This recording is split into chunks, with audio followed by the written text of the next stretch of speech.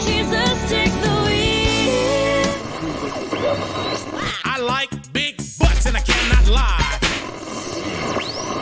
Let it roll, let it roll, let it roll. I was really trying to get in the mindset of being Tulok. So I hung up some like Olympic rings in the garage, and I just got like pretty drunk and went and worked out for a couple hours in the garage on the rings, even though I have kind of a bum shoulder. And so like even 2 days afterwards, my shoulder was just T-bone. My lower back was all jacked up. Turns out I'm not a young pup anymore. You've really embraced your character in a way that there's no way I ever could. Here's the thing. I already liked beer, and part of my job is to stay in shape, so I have to counteract the one by the other. So if I do more of the one thing, I have to do more of the other. It's true. You got to increase in increment. Right. But as a result of me wrecking my shoulder and back, I'm going to treat myself to a massage. Go to the nearest massage therapy place. Get there, and it wasn't like, hey, sign in here, you're on the wait list. It's like, nope, piece of paper on the wall, here are the prices. So, okay, get back there. She's like, 5 minutes. Go back, lay on the table, put a towel over myself because I'm a respectful human being. Tulok wouldn't have been, though. No. Tulok would have hung dick. He would just hung it right off the edge of the bed. Or, like, not the bed, but, like, the... They should really put a hole in the table for your dick. At least a divot, right? It's true. So you're not smashing yourself the whole time. But get to going with the massage. Lady starts at my feet, gets up to my hamstrings, and just, like, grazes some stuff you don't normally graze in a massage, like, twice. And I'm like, I mean, I'm kind of sore in my hamstring, so I'm not, like, going to raise the issue. Yeah, but you didn't want the happy ending to come in the middle. Right. Well, so it was, like, happened twice, and then it didn't happen for a little bit. And then she got, like, real in there. And I'm like, hey, can you just rub my shoulders? And she's like, oh, sorry, baby, sorry. Oh, she called you baby, too. I love that. Yeah. That's hilarious. That being said, once I declined her proposition for a happy ending, basically right at the start of the massage, so it's like a happy beginning, I guess. She was actually a really great masseuse the rest of the time and took like really good care of my shoulder. So wow, you have more resolve than Tulok would have in that scenario. It's within character. First of all, she had very strong and rough hands, so I was very nervous for what they would do to my sensitive bits. And secondly, she wasn't thick, and Tulok only goes for thick women. So that's true. That is a character flaw. So okay, you know what? Double bravo. 1 for being a good person, 2 for role-playing properly. And then, like, IRL reasons, like, illegal and also wife. So, you know. I mean, those are, like, 3rd and 4th on my list of things I'm proud of you for. It seemed like 2 things that generally wouldn't bother you. Or Tulok. All right. Well. Just going to sip this beer. What is up, you douchebags of holding? Welcome back to another episode of the Fetch and Shock podcast. I am your host, Vorlax the Cleric, Tyler, and joining me this week on this very strange episode is Bartuk, Tulok, and Raw, aka Austin, Zach, and Rupert. Boys, what is going on? What's up, dude? Just on that D&D grind. Since Magic likes The Walking Dead now. I love that. We switched from one Wizards of the Coast to another. Oh, yeah. We're not, like, whoring ourselves off to another company. We are very much so into Wizards still. Same Wizard of the Coast, Harry.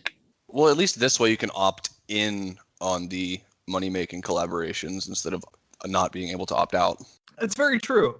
But, I guess, disclaimer, we have finally got all of the Wood Nickel gang sitting down for a podcast. I've had all of you guys on separately. Like, I've had Rupert and Zach, you guys have been on.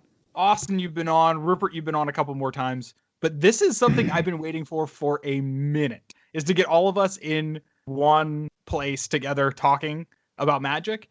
And we're actually not going to fucking talk about Magic at all. Fucking lame. No, this is going to be a decidedly not Magic the Gathering podcast today. No, we grew up. We play Dungeons and Dragons now. Yep, this is all about Dungeons and Dragons this week. So if you're not into D&D or are only here for the hot Magic takes, you're wrong. Which if you are, I mean, you're probably listening to the wrong podcast at this point. But if you're into hearing us bullshit about another game made by Wizards of the Coast. Buckle in, this is going to be a wild ride. So Dungeons and Dragons, fellas, what do you think? It's a game. We play it. I love it.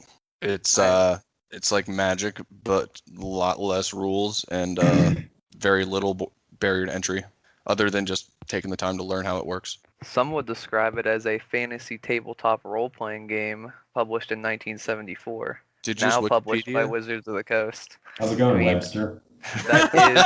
That is the Wikipedia entry. I did exclude a little bit, but yeah, it's a great time. All of those things are correct. To give a little background, we are all relatively new to the game. Yeah, I played it a long time ago, but I just dabbled. So this is the first time I've really taken it. Like, I don't want to say seriously because that would be a lie. But Well, I think everyone has dabbled at some point, right? I have not. Not even a little? Uh-uh. Not even your toes? Not even I the mean, tip, like, man. I have played other role-playing games before, but never specifically Dungeons and Dragons. And Dungeons and Dragons has this intricacy to it that a lot of other role-playing games, unless they're based off of like previous editions of D&D, just don't have. They don't have the breadth of knowledge and the breadth of information, the breadth of things that you take into the game and use it as a character. So this experience was something completely different from any other role-playing game I've ever. I mean, outside of the bedroom, how much role-playing have you done? Because I've known Even you in for the quite bedroom. I've known you for quite a long time, and we haven't done any role-playing outside of the bedroom. Yeah, outside of the bedroom, yes. I've done a couple other like small role-playing games in college, just with like other random nerds, and like obviously being like a CA and GA in college, like board game nights were a thing that we did, and people would bring board games down to like the common area and we'd play it, and like nerds would show up and just bring a brand new game like that. Like those experiences were the first time I ever played like Werewolf or Secret Hitler or things like that, like those games. But yeah, D&D is a different beast altogether. Yeah, it's like you're collaborating with the players and the DM to write your own fantasy story. Yeah, that's kind of how I've described it too. And the people who have asked me, I'm like, oh yeah, I'm getting into D&D. Like we're pretty deep into this now. And they're like, what even is it? And I kind of describe it as it's a narrative storytelling game with combat. It's really funny to call it a pen and paper or a tabletop, and then immediately follow that up with, we play it on the computer without pen and paper or a tabletop. Use a virtual tabletop, to be fair. Oh, well, technically it's virtual tabletop. Pushes up glasses held together by tape. But again, before we start getting into like more theory crafting about the game, how about everybody go around and just give like a brief introduction to their character? Okay, I'll go first. Dwarf Druid, and we're currently at level 3, so like we're kind of getting saucier, I guess. We could do some pretty cool shit, but I do have a fucking circle. I know what it is. It's called Circle of Wildfire. And so most of the time I'm just kind of throwing fireballs, but at the beginning of the fight, I usually throw down some fucking spike growth, which everything that walks through it just has to take damage. And it seems a little bit OP right now, and it kills off a lot of like low level shit, which is pretty cool. But yeah, I mean, your characters are kind of supposed to be more role play, but I feel like your first one is like, you're kind of getting used to it. We're all kind of getting used to it. So we're virtually role playing ourselves, just definitively more extrapolated versions of them, and not really like setting outlines for them. Like there's alignments and everything like that go along with your characters, but we might not necessarily be following them to a T right now.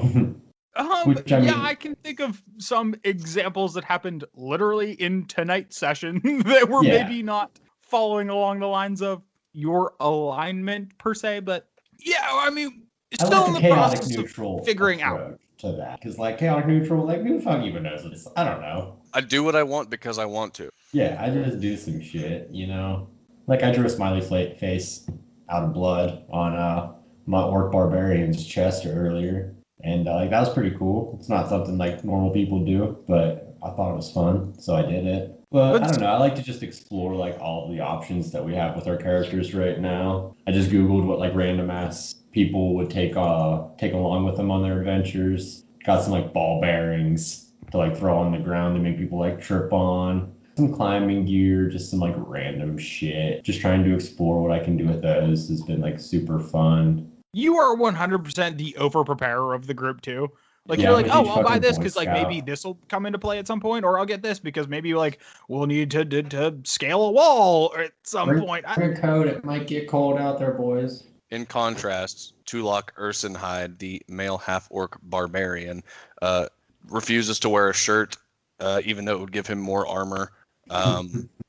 Basically yells in excitement and celebrates every time our DM says roll for initiative.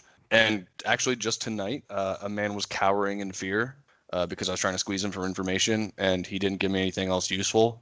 So I just killed him anyway because I wanted to, because I was sick of their shit. Yeah, so barbarians are fun. But like my guy was his background's like a soldier against his will.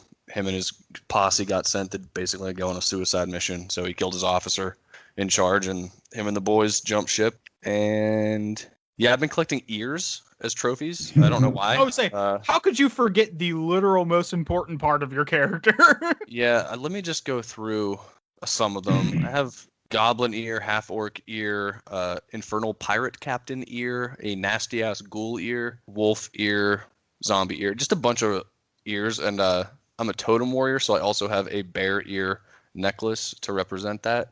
So you just have a full entire like Pandora bracelet-esque necklace full of ears. Yeah, so they hit me up whenever they have a new release coming, and I wait in line with the rest of the folks and get myself the latest ear pendant for my necklace. You're like a shoe hype beast that just like waits for that Nike limited release ear to come out, and you're like, gotta fucking have that shit. Yeah, I'll The just scoop up. Supreme Nike collab. I go buy out all your bugbear ears and then sell them on the secondary market. But no, he's fun. It's chaotic neutral because he's half orc already, so he has a little orc fury, kind of like disregard for authority built in. Doesn't like being told what to do, so he just does what he wants most of the time. With exception, he will consider what his party says because he's loyal to folks that prove themselves not to suck at also taking care of themselves and each other. That's Tulok. He's a bro.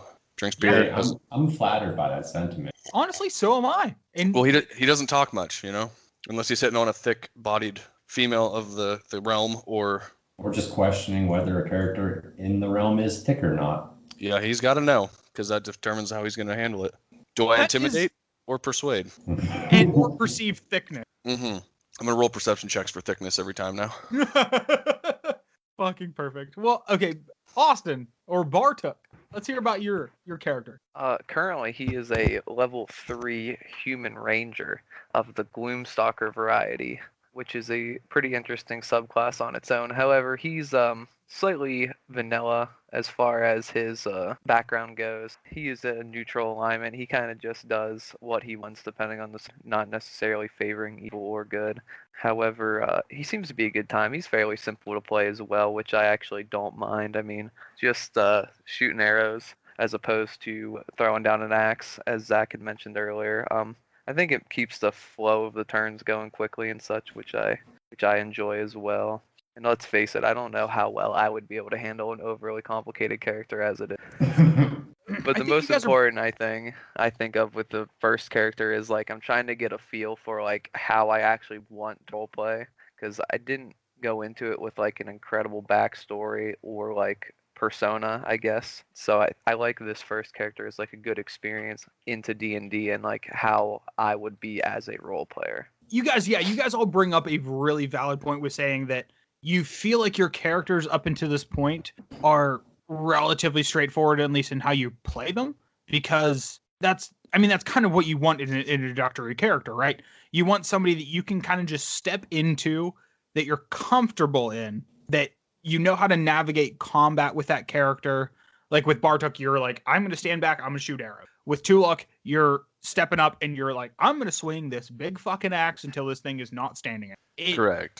And those are really good fundamental traits that you can step into and just do innately that move combat through while also feeling flavorful to your character. Like, I don't know if there's any time in combat where you're just like, I don't think my character would do this thing.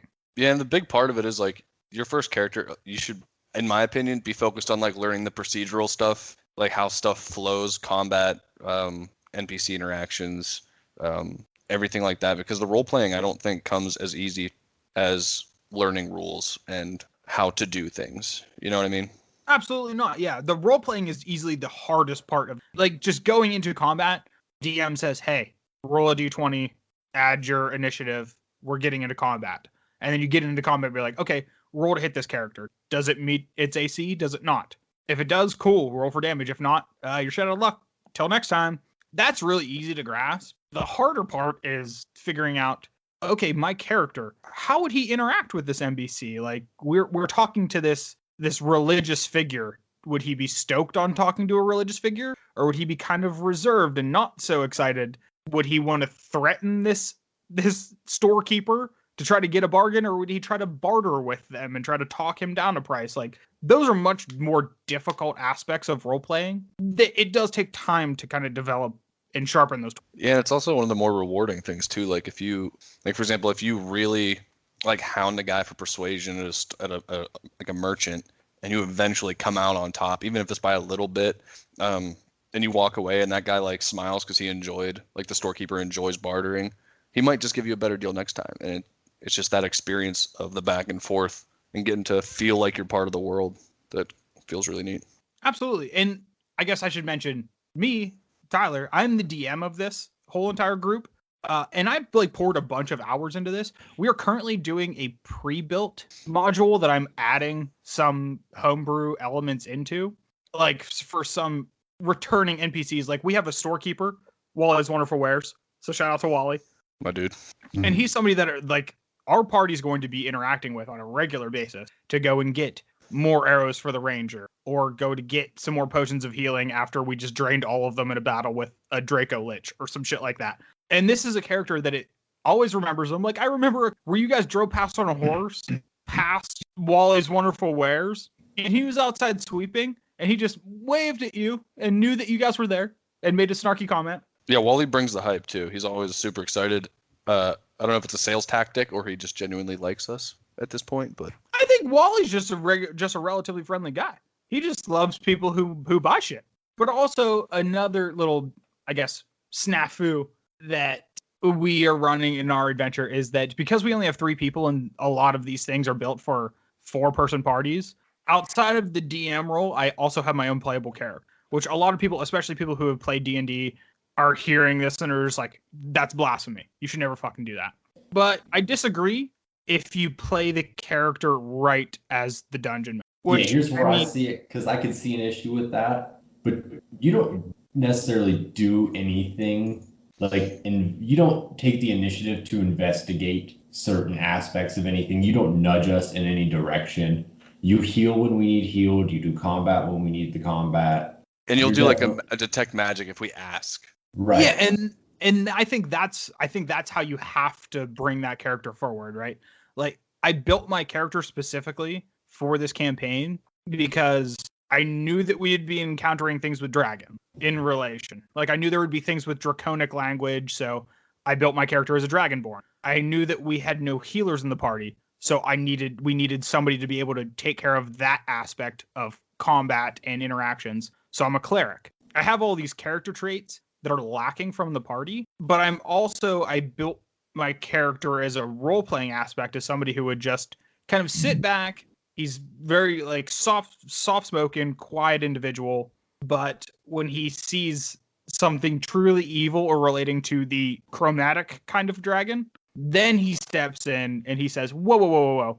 This shit does not fly. Let's kill these fuckers. Yeah, he's also kind of a background moral compass. Like if we're about to do some fucked up stuff to somebody, like he'll just that is very true. He'll just like sneer and be like you're not really chaotic neutral at this point, and you're heading like the other way. Yeah, exactly. Like you guys are all either true neutral or chaotic neutral, I believe. And Vorlax is lawful good. Yeah, I can see how that would get in the way sometimes. He is the proverbial sore thumb, but I mean, like you said, Zach, he is the moral compass of the group and the direction of righteousness for like, hey, maybe we shouldn't do this extremely fucked thing. Maybe we should get back on track and do this not extremely fucked thing that really develops the story further. Which is honestly pretty lame, but I think we need it. I mean, yeah, when you have somebody as cool as fuck as I am, and you really need to role play somebody who's fucking boring, so to really get out of my comfort zone. Yeah, somebody with a good moral compass is really challenging you. Yeah, that is definitely not my standard procedure. But now that everybody's more informed on our character, let's talk about the campaign that we're playing, some of the things that you enjoy about it, some of the things that you find challenging about it, and just your experience in general with how this really first step into Dungeons and Dragons is going. So far, the campaign's been fun. I've enjoyed myself with it. I thought we were going to die tonight for a second until some wizard disappeared. Both of our tanks went down during the story. It's cool to see parts of the story kind of start to intermingle, like different groups pop up more than once. Yeah, I like how, first of all, the Dungeon Nickel Gang, we just transferred over one. Yeah, Oh, we're yeah. not wooden, we're dungeon. We are most certainly not the most creative group in the entire world, but instead of the Wood Nickel Gang, we are the fucking Dungeon Nickel Gang, and it fits like a goddamn glove. Feels nice, man. Feels nice. And also, you're always asking for feedback on like, hey, did that session have enough, like role play? Did that session have enough, kind of like downtime, pub, walking through town time, combat? How was the combat? Did it seem difficult enough, challenging? Because Yeah, I mean, we're all this is still your learning. yeah, this is your first time being a DM, so I like that you're asking for feedback because it helps everyone have a better time. Oh, absolutely. I mean, there's like three major parts, I guess, to D&D that I can see. There's like the role-playing aspect where you're talking to NPCs and you're trying to figure out how the texture of this world is fitting together. There's the combat, which is very obviously like see a thing, kill a thing, loot a thing, move on. And then there's like the puzzle solving aspect, which we haven't seen a ton of, which I want to build more into because I feel like our group actually genuinely enjoys that. And that's just like okay, how does this piece fit with this piece to put it together to make a cohesive thing that either opens up a door or in even more subtle way moves the storyline along. We did it a little bit. We had like paintings and then there were gems, but all the paintings were like pretty blatantly colored and the gems were like pretty blatantly coordinating with those paintings. And they were like the paintings we just looked up. We went up to them, did a little like investigation check, and then saw that there were maybe little chunks of the paintings missing. So it was easy enough to kind of put two and two together and put those gems into the paintings. And then X happened. The crypt opened or whatever happened. I do forget. But I think that was like the extent of our puzzle solving. Yeah, I mean, that's kind of the hardest portion of this as far as like designing the game goes. Because like combat, it's very gray. Whether like it's one moment it could be going well, and then a couple bad rolls later, it could be going super poorly, or vice versa. The talking aspect, you can always talk your way out of a situation or try to talk and get more information. I feel like the puzzle solving thing is pretty binary. Either you get it and you can do it, or you build it too hard, and then your part is just like, I have no idea what the fuck's going on. We are totally stuck. Yeah, and that's not something you can just like talk your way through as a group either. Like if you genuinely have no idea, it's like, especially if that puzzle is blocking a key story element, like you really have to watch to make sure that it's not too tough for the party. Oh, absolutely. There's definitely spoiler alert for the next adventure that we're going on. Ooh. There is definitely some puzzle aspects to this one that I'm working on making a little bit more challenging and exciting for the group. That intrigues me for sure. Also today's adventure, because the person we were fighting was had a pretty high armor, had potentially some resistances to the type of damage I do, and could parry. That was like the first time I didn't feel like just an absolute, and it was nice. Yeah, I had to put you in your place, give you a little smack on the ass and say, listen, buddy, Yeah. I can be daddy too. Well, because I've just been Leroy Jenkinsing my way into stuff, because when I'm raging in my bear totem thing, I get resistance to everything but psychic. So I get half damage. So I'm not that concerned. And we have a healer in our party. So it's like, I'll take the blows. I'll get in there, mix it up. But tonight was like, oof, almost had to make a new character. You went down tonight. Yeah. You did. And if it wasn't for the other NPC, I also went down. And if we would have both been down, Rip salad. there was a good chance that there would have been a TPK. That would have not been great. I mean, at that point, we just fucking draw up some new characters and start again. That's true. There is always that option. I'm gonna scroll through my notes here and just like see if there's any like really really cool things that I took notes on to share. Well, here's a little quip that I want to throw in just from our experience, and I think this is an enriching experience for anybody getting into D&D. We use Roll20 for our battle maps. So any kind of combat that we're in or an area that the characters should move around and interact in, I build out that map or find a map online and put it into Roll20 and then populate that with whatever we need. And we also use D&D Beyond for all of our character sheets. I use D&D Beyond for building encounters and taking care of initiative and kind of keeping track of that stuff on the DM side. And outside of that, we use Discord. It's Yeah, been it working honestly out well. works really, really, really well. Especially with the 2 monitor setup, I guess it definitely works well. Just pulling up like all 4 of the character sheets, and then you got like the map on the other screen. Oh, yeah. And then, like, Discord by itself, it's a place where all of our audio goes into one. We can just do a nice, easy call. And in our Discord, it has slowly become a theme in our campaigns that anything that comes up that is meme-worthy, which is 80% of things that we interact with. I wouldn't say worthy, just meme-able.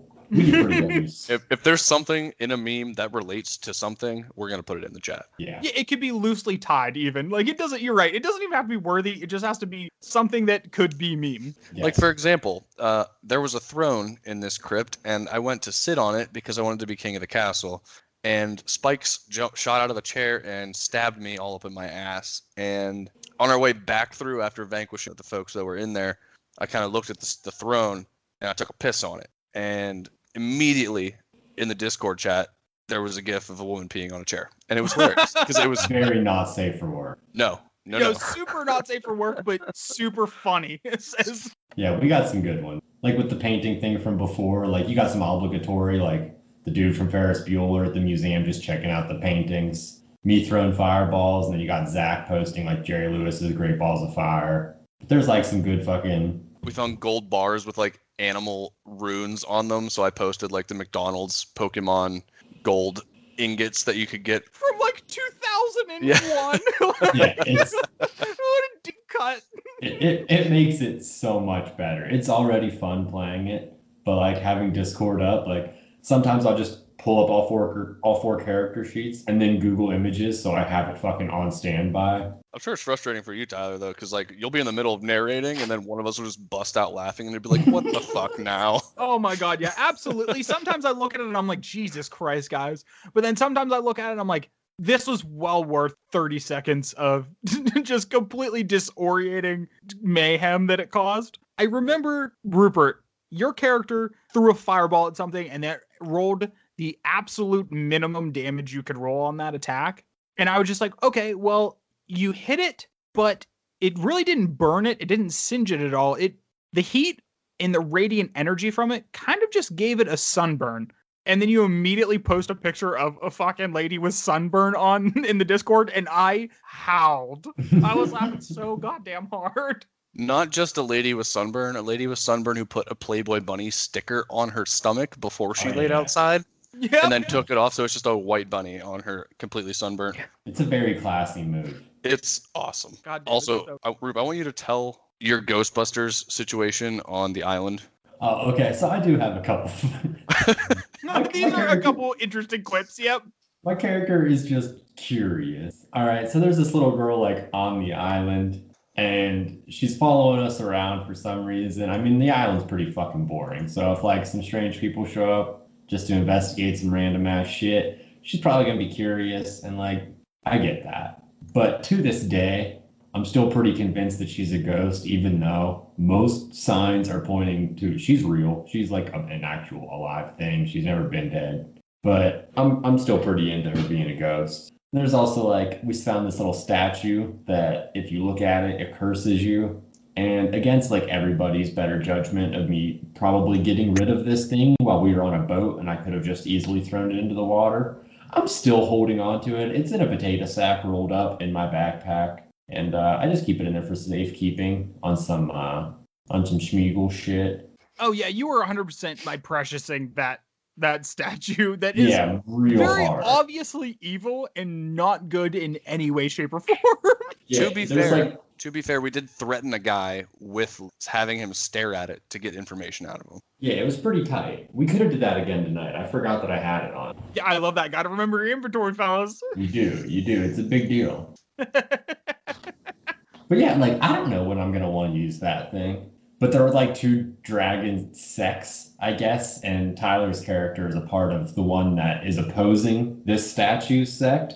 So he's like super duper not a big fan of me having this. But Oh yeah, absolutely. I am a metallic dragon, and they are very much a lawfully good group of individuals. And there are the chromatic dragons, which are all of the colored ones. And every single colored dragon is evil, and that Can't is just the say opposite. colored like that. 2020. I apologize to the viewers. I've Austin, wronged. Austin from the nosebleeds. I didn't want to speak out of line. All of the dragonborn out there, I apologize. But also, if you're chromatic, you can go fuck yourself. Oh shit. Oh, it's on. Yeah, That's baby, not metallic okay. dragon till the day I die. You thought the Fetch and Shock Discord was a happy place until you said that. Oh my god, we're gonna get so much hate mail from all the chromatic dragonborn folk out there. Can you piece of shit? Hope you fucking die in a fire. I'm gonna get death threats sent to my house. They're gonna dox you. No, I just want to Okay. extrapolate my curiosity. Like, I mean, with the Drakovich statue, with my Sixth Sense fucking Bruce Willis shit, with that little girl on the island, it has led me to my favorite instance that we had so far. We were in a lighthouse, and there was like a kind of a ghost thing kind of roaming around that we couldn't necessarily see, but we sensed. And there was like a diary page, and there was an image of it that Tyler sent us, so we got to like read it and kind of investigate it. And there were like a few things that I got to like really hone in on and piece together on this. I'd actually gotten like a scroll of interpret like other languages at one point, like questing earlier, and I got to use it to kind of interpret and speak to this ghost and ask like intelligible questions via kind of investigating, like actually investigating, not just rolling a dice, this diary page. It's like really getting in on like that Sherlock Holmes shit was super fun. I mean, yeah, the combat's super fun, and like figuring out how to like kill shit efficiently is also fun, but it's just really cool figuring everything out with the resources that you have, like using your imagination to the fullest. I definitely say it makes me feel like a kid again, and being able to like have this creative outlet or this imaginative outlet is like far out. You don't get it anywhere else. I love that. Also, a little DM insight for that too, for not just the group here, but the people listening. That scroll of comprehend language should have absolutely, in no way, shape, or form, allowed you to talk with ghosts. I don't give a fuck. But because you rolled a natural 20 in your check to be able to cast that spell, I was like, fuck, he has to talk with his ghost. So I just freeballed that entire interaction. It was just like, I don't know, like, let's just see This what is happens. Yo, that one- absolute news to me. That went on for like 40 minutes of the campaign section. Yeah, it No, was absolutely. awesome. I had a It was really great. good time with that. Yeah, Oh you yeah, you definitely should were have never tunneling. been able to do that. But like, you roll a natural 20, I need to reward that, especially for something like so minute. I was just like, I need to make this now a part of this campaign. I need to make this a part of this storyline. It I'm was like, so- fuck it it, was let's so just fun. go. Now Rupert can talk to ghosts for the remainder of this time period. It didn't lead to like the craziest of like outcomes or anything like that, but it definitely added like an ineffable amount of immersion to that scenario. Oh, absolutely. Like, yeah, like you said, that wasn't a critical part of that piece of the campaign by any means. But the fact that that moment now stands out in your memory as one of the highlights of this experience, Oh, the absolute highlight so far. that really speaks to D&D and its ability to just really immerse you and give you these incredibly cool moments that you can't really get from any other game. We're gonna break like a fourth wall here. We're gonna shoot back in a different dimension to where this is actually a magic podcast, and it's kind of like Commander, where like your play group, like there are Commander rules, those exist, They're more like You're- guidelines. but your play group definitely decides what's cool and what's not, and there's a lot of that that happened. And tutors are never. Yeah, and fun fact, tutors are never cool. Fuck Soul Ring. Yeah, fuck partner. Drops the mic. I love that.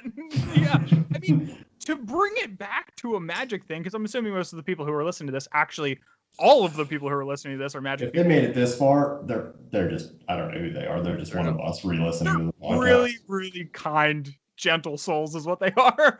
But yeah, it honestly is a lot like Commander. So if you're into that, like, really intricate, like, you are deck building, and that deck becomes like a piece of you.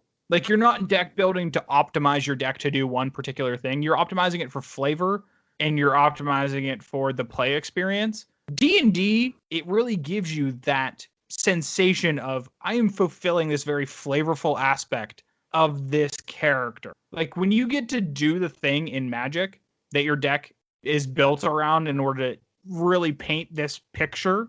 Like, if I'm playing a tribal Thopter deck, and I get to make 1,000,000 Thopters and then, like, sacrifice them to this, like, or I get to use Thopter Foundry and do all this shit and, like, combo off.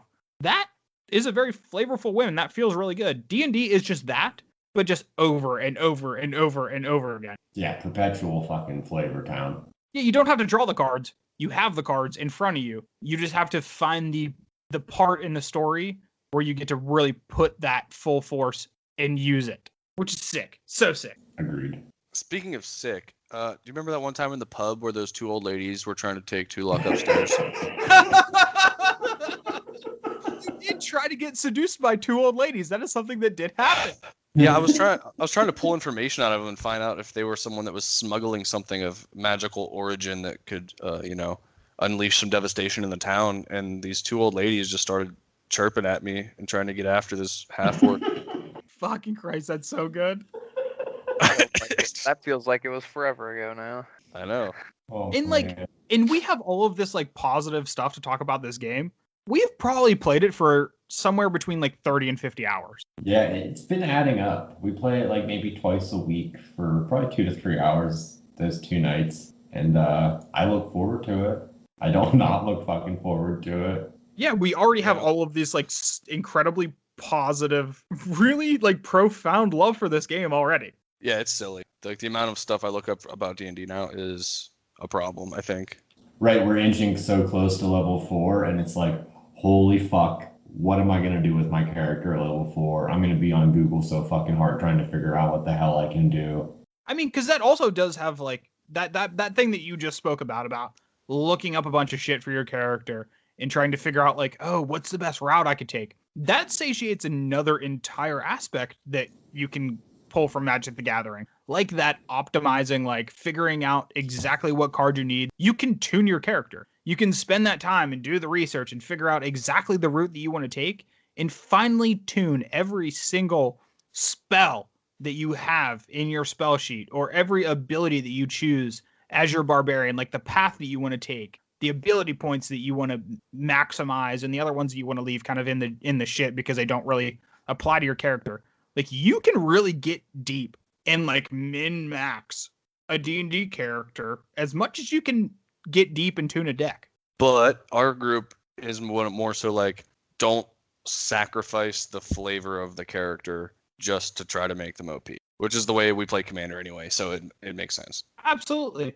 But I feel like there's also a point where you can live both. Like, you can have your cake and eat it too, where you can maximize a flavor aspect, and if you play the game in that way, you're maximizing your character's power level too. Yeah, and if you can do it in a way, like the bear totem thing, I didn't even look into it that heavily until I started taking ears. I was like, well, how can I tie that in? It's like, oh, I have a bear ear necklace, so now I can have a totem barbarian. Yeah, there's a lot of fucking layers in this game. Holy shit. D&D's, I think D&D it's is at like this an point onion. has surpassed Magic for me for best game ever. Yeah, checkers. No, Borderlands, then D&D, then Checkers, then Magic the Gathering. That's No, the honestly, the Chinese checkers is pretty fucking rad. I just like Chinese checkers. Wait, I if think you ever you played guys Trouble, are my dude? forgetting about Connect 4. Ooh, nah, fuck Connect 4. Connect 4 is on some bullshit. It's up there with like Monopoly on games that just like I fucking loathe. Monopoly just makes people hate each other's capitalism. It's like I need to go out there aggressive and say, capitalism. fuck Monopoly. It's just horrible. Yeah, Monopoly those games that it's fun if you're winning, and then it feels like poverty when you're losing. Just like life. Yeah, Yes. it feels like I like real life, boys. Yeah. Hot garbage. I don't play fucking games to make me remember that real life exists. I play games for the opposite fucking. Wait, you mean like a fantasy role-playing game like Dungeons and Dragons? What a good fucking. It's so fantasy, in fact, that Austin plays a character with high perception. Wait, when did we get ice cream? My favorite meme. Yeah, Austin's sometimes late to the punch. And so if you remember from the late great movie The Ringer, it's a classic. I'm pretty sure it's in the Criterion collection. There's a part where one of the characters asks, when the fuck did we get ice cream? After another character is deceptively saying that they went out for ice cream that they didn't go out for. And so it's completely going over the other character's head. Some cinematic genius. Everything's pretty flawless, to be honest. IMDb top 20. I think it's up there with like Shawshank and stuff. It has like Johnny Knoxville. He's kind of like Daniel Day-Lewis. Jesus. Yeah. Did not know that this was going to turn in that direction. Jesus Christ. You came in here in broad daylight and you scratched my CD. That movie definitely in good taste. Yeah, for 2005, it definitely in good taste. I don't even know if it was a good taste for 2005. But okay, back onto the subject at hand. I guess It's not to a movie close critic out. podcast. Yeah, welcome to Fashion Shock Movie Critic Podcast, where we talk about only potentially racy movies from 2005. Y'all ever seen Kung Pao Enter the Fist? Yeah, up next, the first Borat film. Oof. Anyway, back on Austin and his ice cream. let's close the D&D conversation out with, I want to hear the final thoughts, like everybody's just like first thought that comes out when you say Dungeons and Dragons, and then what you're looking forward to moving on with this campaign. Well, if I can be really honest, I mean, nerd alert, when Austin Powers says it, is my first thought. Currently, it's just like, I don't know, the same sensation I get like game with my homies. It's a feeling. It's a vibe. D&D's a vibe, guys. It's a vibe. Very Welcome to the 2020 way Fashion of Shock putting it. Millennial Podcast. Next week, we're going to be talking about avocado toast. D&D is lit, fam. Steve We're gonna start Buscemi's going to shopping be at Whole hanging out with Foods. us next week. What is up, fellow young people? Hello, kids. I guess what I'm looking forward to are just like more scenarios that I can like look into, more shit that I can investigate way too heavily and think that is like not what it is. Leveling up and developing the character, making new characters, and finding like the creative space to develop like some small stories. And so I can give Tyler a break eventually on the DM aspect of it, just for like small intermittent pieces. But I'm definitely looking forward to trying that out. Right on. Zach, how about you? That's not to say you're not doing a great job. You are killing it. I just really want to try it as well. Oh yeah, I'm the fucking greatest DM on the planet. You should hear his voice acting, ladies and gentlemen. Maybe I'll break it out for the game. I'm gonna do the entire game in Wally from Wally's Wonderful Wares. That's a lot of energy, man. I don't know. It really is. It is getting late, and I have had too many beers for that. Actually. Can you do your outro? Can you do your outro as Wally? Okay, we'll switch to that. Yep, I'll do that instead. Perfect. So first thing that comes to mind, Stranger Things. Oh, that's actually a good one. Fuck me. No, first thing that comes to mind is like literally nothing at this point because I'm just thinking about everything because I'm too deep in it now. Yeah, there's a lot. First thing that comes to mind is it's basically just an excuse to hang out with my boys virtually and participate in something that has literally no competitive aspect to it. It's just us in 3 different time zones coming together to go on an adventure in a group. Yeah, it's literally the direct opposite of competition. If there's competition, we're going to die. And then we're making new characters. Yeah, it's collaboration over competition. Yeah, it's awesome. Yeah, so that's like the first thing that comes to mind is like just how rewarding it is, especially if you get a good group of people.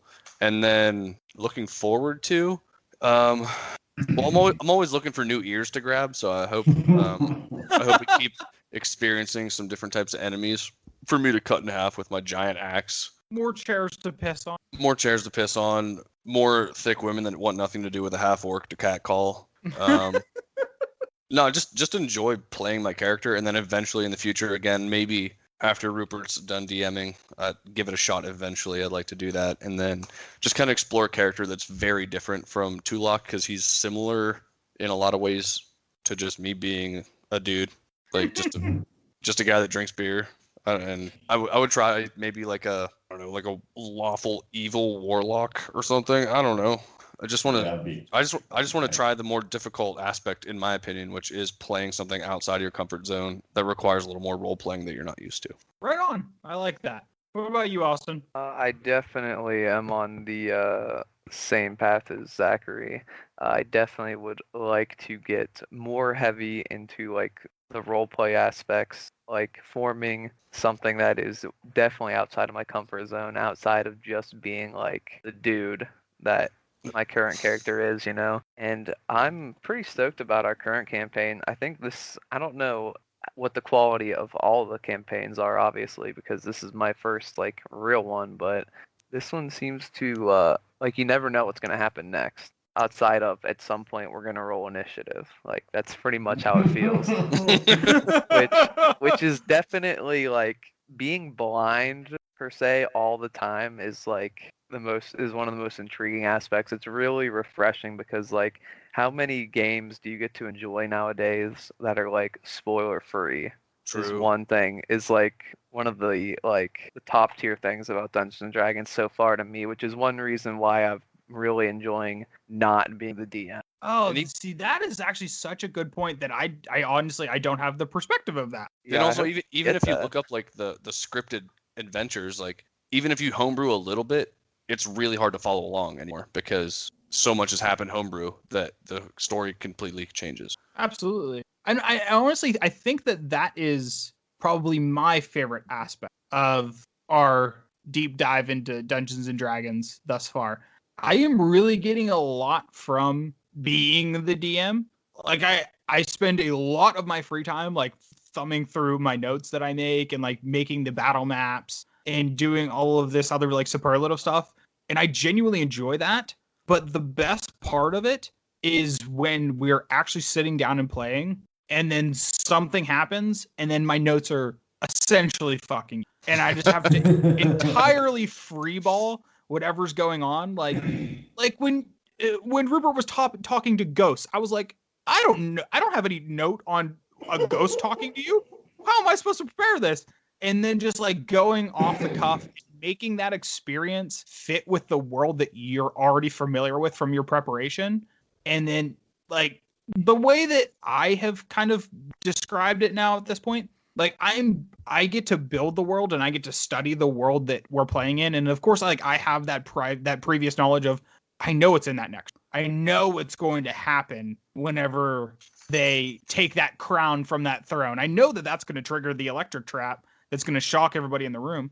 But you guys are telling the story. It's not me. So when you guys are interacting with your environment and talking to the NPCs and doing all this other stuff, I'm sitting there and you guys are telling the story that I built. And that is incredibly rewarding. Just like listening and developing your story that you're telling yourself. It's so fun. The book, we're directing the movie. That's exactly it. That's exactly perfect. The description of what I'm saying. Except yeah, the fuck movie's yeah, better than D&D's the book tight. in this case. My book is fucking tight. And one, I'm the greatest DM on the fucking planet. Again, Matt Mercer, I know that you've had a successful Dungeons and Dragons show that I've watched every episode of. How about you fucking take a seat? The king is here. I'll take the reins. I'm coming for you, brother. You ever heard the song Jesus Take the Wheel? Well, in this case, I'm Jesus. And this is my sedan, and I'm taking it all the way, baby. Definitely need to throw some Jesus Take the Wheel in at the beginning now. Absolutely. That's an intro song. And I like big butts, perhaps. Oh, big butt. Okay, let's figure it out now. Big butt. Now, everybody's already listened to the intro song, so they know that this conversation exists. But can I throw in a critical hit by Ghost Mice? Oh, there you go. That's actually a fuck off that goddamn song. Ghost Mice I know, is so sick. do I. There's 3 songs. Jesus I like Take big the butts. Wheel. Jesus Take the Wheel. and critical hit by Ghost Mice. Easy. Well, now button. that that's out of the Well, that was way, easy. there's like one more thing we got to do this episode, fellas. Is there a Million game? dollars?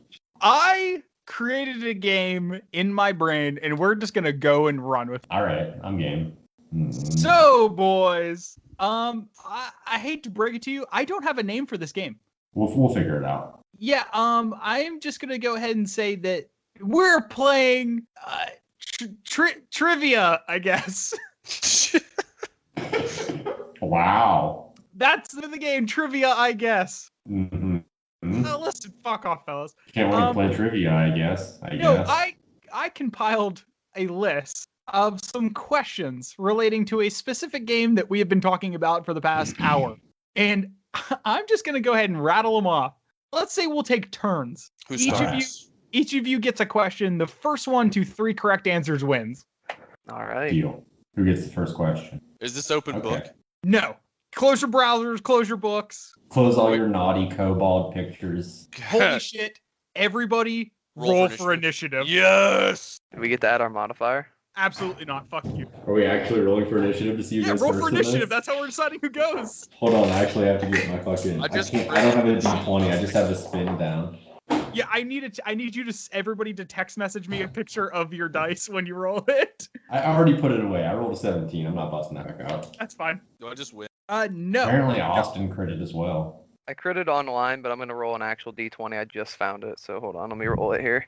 Okay, I'm going to hit my cat with it right off the cat's ass. 14. You know, save yourself. 14. You crit on the cat, and your cat just explodes. You swing it. Well, it actually does. It would deal double damage, Oh fuck! but you only add your modifier once. So, Longbow might not kill the cat. materializes in your bedroom. so Zach is first, then Rupert, then Austin. Are you ready for trivia? I guess I guess. that's what I like here. All right, Zach, your first Dungeons and Dragons question, and all of these are multiple choice. What is another name for a dark elf? Is it A, sub-elf, A, Zimverfimble, or C, drow? All right. Well, I have a statement about A, and the last time I saw a sub elf, I think the Pittsburgh GP. From And- like 2012. Yeah, she was very sub, searching for a dom, but it's definitely C. It's definitely C. C, drow? Yeah. Zach, that is correct. Fucking Of easy all the one. questions are this easy. Rupert, are you ready for your first question? Hell yeah. The campaign setting, The Forgotten Realms, depicts adventures occurring mainly on which fictional continent? Is it A, Faerun, B, Gloranth, or C, Yorfe? Fuck, I want one like Zach's. I want to say A. I'm gonna say A. Is that your final answer? It's the only one that sounds familiar for some reason. Yes, Rupert, Faerun is correct. that's what. I Yo. was so confident in that answer. I obviously knew. And love- Rupert, if you didn't know, and the whole party knows, the current campaign that we're playing takes place on the continent of Faerun. If you don't know, now you know. Honky. There you go, fellas. So, Austin, your first question. Boy. What is the name of the massive dungeon complex that exists beneath the city of Waterdeep? Oh fuck! The only other D&D campaign that I played was get in Waterdeep. Multiple choices. Yes, your first is Elderdeep. The second option is Undermountain. The third option is Martyrdelf. Well, I'm going to be honest with you. I do not know the answer, so I'm going to go with C. C, Martyrdelf. Yup. Austin, that is incorrect. It is Undermountain. Rupert, did you know this one? I actually did know that one. That's where we played before, was around that area, and I had a shadier bard that like played tricks on people, and he came from that area. Oh, so it was basically you. Yeah, it was pretty cool. I usually play characters like me. I'm pretty narcissistic like that. Makes sense. Yeah, yeah. Zach, are It's you easy. ready for your second question? Sure. Alrighty. What was unique about the Advanced Dungeons and Dragons 2nd edition Monster Compendium? Oh. Was it A, all of the monster images were photos of painted miniature? B, it was only released digitally as a CD-ROM? Or C, the books were actually 3-ring binders that allowed players to add additional monster pages? All right. So 2 of those sound like good idea. I actually love C. Yeah. That was one of the ones that C's sounds like good awesome. ideas. The first one's pretty cool too. Like if you can actually make a really good miniature and then like take a real close-up picture, that'd be pretty sick. but I feel like they would want the source art for that. I want like a coffee table book that's just like a bunch of those. And 2, I mean, that sounds like a very D&D thing to do to people at that time. I'm gonna go with C though, just because I like the idea and I hope it's correct, and I hope they go with that going forward. The books were released in 3-ring binders. Yeah. Zach, that is actually correct. Hell yeah. Fuck me. That is how they released 2nd edition Monster Compendium. When did 2nd edition come out? Because I'm like, 3.5 actually came out like. Fucking forever ago, like the 80s. Well, yeah, but like. That's kind of around the time that they were trying to utilize shit like that, especially probably D&D nerds. Or maybe some were opposed to it. What's that called when you're afraid of shit like that? Alrighty, Rupert, are you ready for your second question? Luddite. I think it's a yeah, hell yeah. All right, so there are 5 main classes, not including subclasses, in 1st edition Dungeons & Dragons. There's Cleric, Fighter, Magic User, Thief, and what other class? Is it Monk, Barbarian, or Elf? Barbarian. Barbarian, final answer? Yeah. It is actually Monk. Dumb. I knew it wasn't elf, but yeah, fair enough. Yeah, that's a weird one. That's kind of crazy. I'm gonna fucking Jalen showdown with that fucking question. All right, so we all got 1 right. No, Zach has 2 right. Yeah, Zach has 2. So Austin could tie it all up with this answer right here. Are you ready for your second question? I'm ready, sir. All right. What 9th level spell, which has appeared in every edition of D&D, allows magic users to do pretty much anything? Wish, final answer. Okay. Oh. Is it Wish? Yeah, it's absolutely Wish. Nerd. What the fuck is this? His first question was, and he didn't. Oh, word. Did anyone else know the answer to that question? Fuck no. Yeah, that's pretty good. All right, moving on. All right, Zach. Hi. Your third question. What is the only way to permanently kill a troll? Is it trick it into staying out in the sun? Is it cast remove curse? Or is it finish it off with fire or acid? So the sun thing is definitely stolen from Tolkien, if that is the answer. Trolls are a race, and I feel like calling them cursed because of it's a little insensitive. It is 2020 after all. So I'm gonna go with C. C. I just hope that they didn't really pillage the troll lore from Tolkien. So you're saying finish it off with fire or acid? Why not both? Really? You're banking on Dungeons and Dragons not pulling from J.R.R. Tolkien for this answer. Just saying. I know.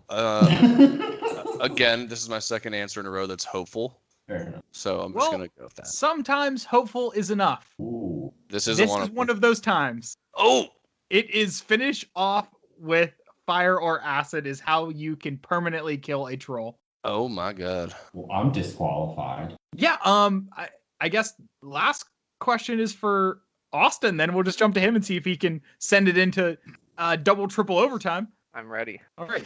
What classic D&D monster terrifies players not because it might kill the characters, but because it will destroy all of their equipment? Is it 1, Rust Monster, 2, Hooked Horror, or 3, Blue Dragon? Oh boy.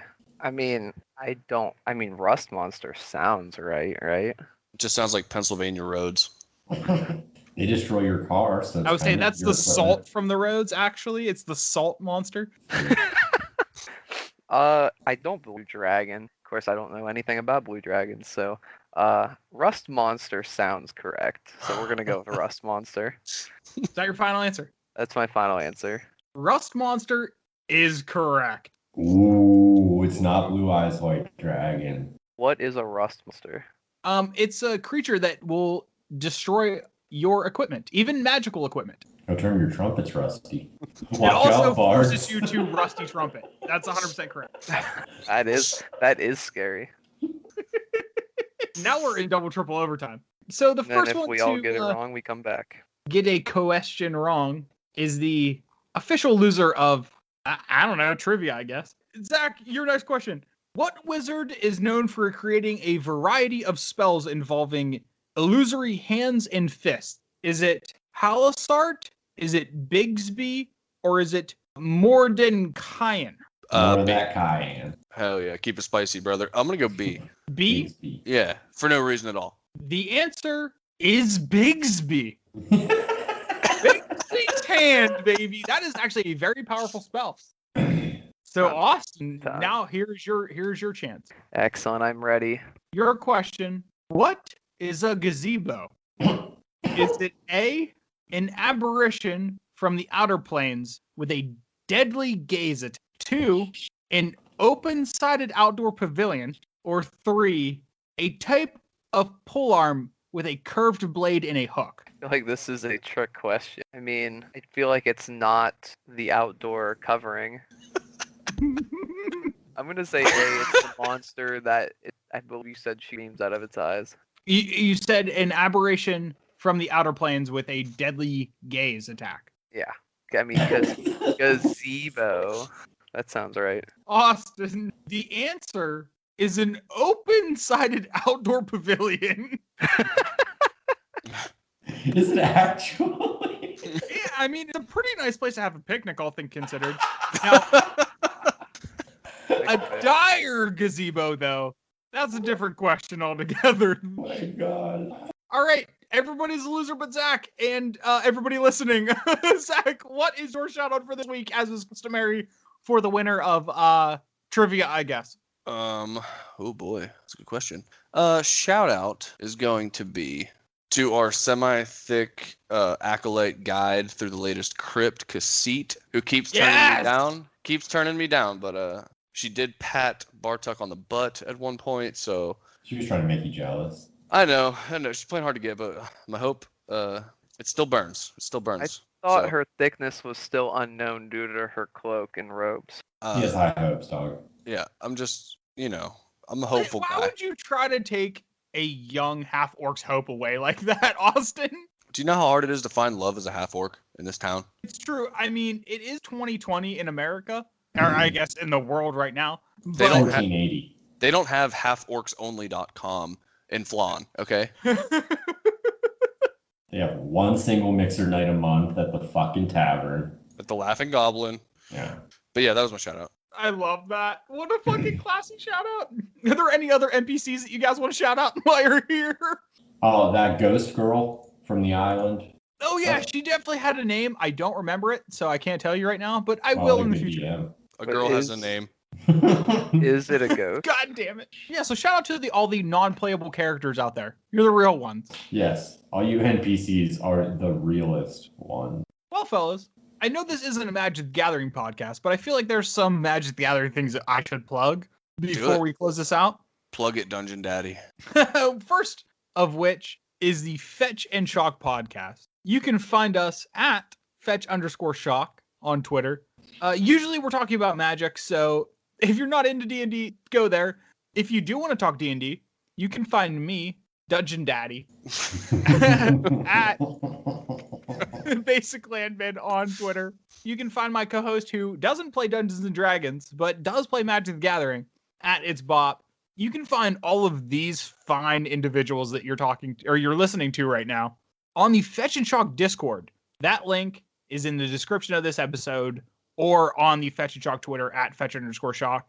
And if you want to go over to flipsidegaming.com, you can buy all of your Magic singles and sealed product. And if you use code FETCH at checkout, you'll get 10% off. I don't think that works on any D&D stuff that they may or may not sell.